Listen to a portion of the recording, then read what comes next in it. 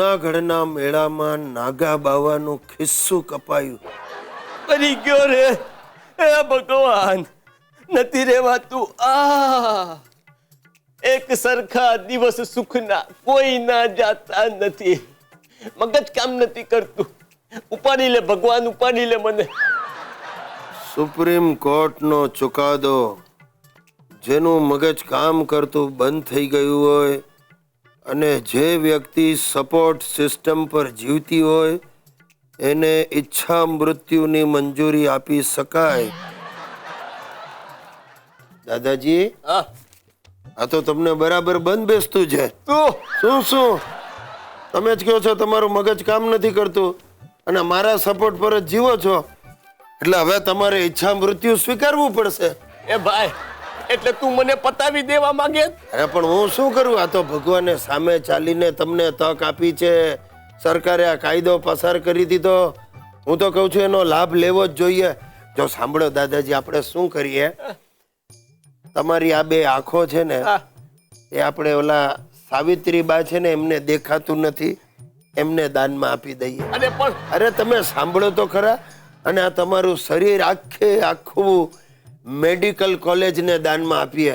એટલે શું છે કે વિદ્યાર્થીઓ એનો અભ્યાસ કરે, સંશોધન કરી ને શોધી કાઢે કે ભગવાને આવી આઈટમ બનાવી કેવી રીતે.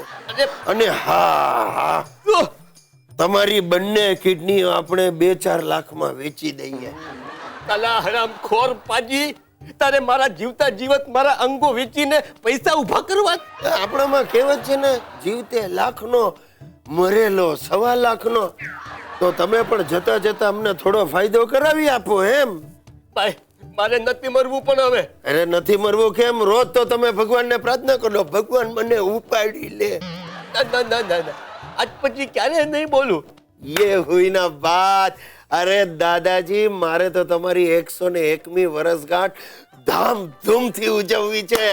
મારે તમારા દુશ્મન મારું દાદલું. મિત્રો, મારે છાપામાં એક ટચુકડી જાહેર ખબર આપવી છે. ફાધરની એક્સચેન્જ ઓફર. મારે મારા સિરિયસલાલ બાપાને બદલાવવા છે. થાકી ગયો છું ભાઈ. રોજ નવા અખતરાઓ કરે છે ને મને ખાડામાં ઉતારે છે. તમે નહીં માનો, હમણાં છેલ્લા 1 અઠવાડિયાથી એમણે એક્ટિંગના ક્લાસીસ શરૂ કર્યા છે. બોલો ગિરીશ બેટા, મેં હવે મુંબઈ જઈને રહેવાનું નક્કી કરી નાખ્યું છે. કેમ? ગુજરાત સરકારે તડીપાર કર્યા? અરે ચૂપ. આ નાના ખાબોચિયામાં બહુ દિવસો કાઢ્યા.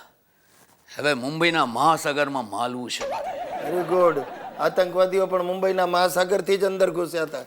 એ તો તું હવે મોટા આખા દેશમાં મારા હોર્ડિંગ જોઈશ ને ત્યારે તને ખબર પડશે. હોલ્ડિંગ? વોન્ટેડ ના? અરે ચૂપ. સિરિયલના. સિરિયલ? હા, અરે થોડા દિવસ પહેલા મેં ઓલી નવી સિરિયલ માટે ઓડિશન આપ્યું હતું ને, એમાં હું સિલેક્ટ થઈ ગયો છું. એમ? કઈ ચેનલ બંધ કરાવશો? અરે નવી ચેનલ શરૂ થાય છે, નામ છે એનું 55. હા, એમાં વડીલોના જ કાર્યક્રમો આવવાના છે અને એમાં હું સિલેક્ટ થઈ ગયો છું. અરે એ ચેનલની 3800 રૂપિયા ફી પણ મેં ભરી દીધી છે. 3800 રૂપિયા તમે ફી ભરી દીધી? આ 55 નામની કોઈ ચેનલ આવવાની નથી. તમે આ બધા ઉધામાં બંધ કરો બાપુજી. હા, અરે સિરિયલને છોડ ગિરીશ, થોડા વખત પછી ફિલ્મમાં આવીશ. અરે મારા અને બિપાશા બાસુના ફોટાઓ છપાશે. ફિલ્મમાં બિપાશા સાથે ફોટા નહીં હોય, હાર સાથે તમારા ફોટા હશે. હા, મને ખબર છે. રોજ તું મને ઉપર પહોંચાડવાના સપના જુએ છે, પણ હું ઉપર જવાનો નથી. હું મુંબઈ જવાનો છું અને ટૂંક સમયમાં તું મારી અને કેટરીના કૈફની ફિલ્મ જોશે, સમજો? કેટરીના કૈફ? પેલા કફ સાફ કરો ગળામાંથી. મિત્રો, આ મારા બાપાના મગજ પરથી કેટરીનાનો કૈફ ઉતારવા માટે જો તમારી પાસે કોઈ ઈલાજ હોય, તાબડતોબ મને જણાવો.